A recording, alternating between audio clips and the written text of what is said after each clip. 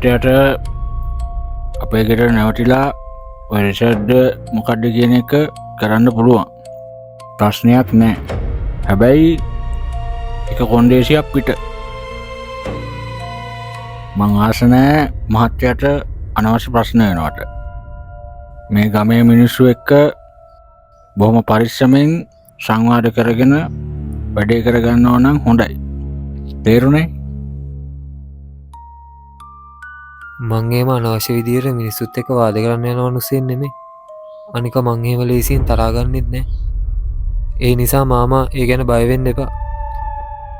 අනික මාමා ලොකු උදව්වක් කරන්නේ මට මේ ඉන්න තැන දීලා. අනිත් එක තමයි අර ගෙවට පැත්තේ තියෙන පරණ ගෙවල් පැත්තේ යන්න උවමනාවක් නෑ. මොකද ඒ ගෙදර ඉන්න මිනිස්සු දෙන්නගම කල්පනාව පොඩ්ඩක් අඩුයි. අනිත් ගෙවල් වලට ගියාට ප්‍රශ්නයක් නෑ.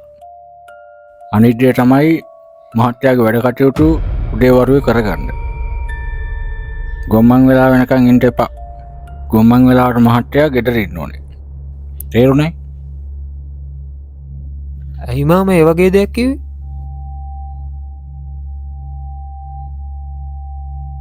ගොම්මන් වෙලාව සතා සරුපයා එරි බහින වෙලාව. ඒකයි මං එහෙම කිව්වේ.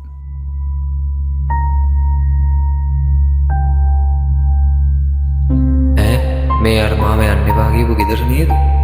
කෙල්ලෙක් නේ. කෙල්ල ලස්සන නිසා වෙන්නේ. මට බොරුවට යන්න එපා කිව්වා. අයියා මේ ගමට අලුත් වගේ නේද? දැකලා පුරුද්දක් නැහනේ.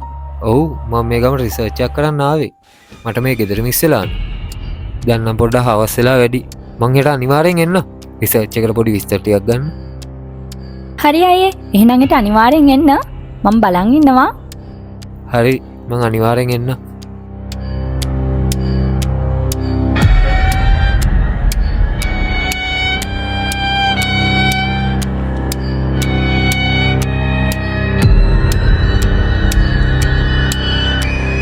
මහත්තයාට හරි සතුටින් වගේ.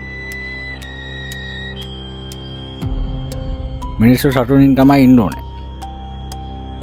හැබැයි සතුට වගේ වෙස්සලාගෙන නපුර එන වෙලාවල් තියෙනවා මිනිසුන්ගේ ජීවිතවල. ඒ නිසා බොහොම පරිස්සමෙන්.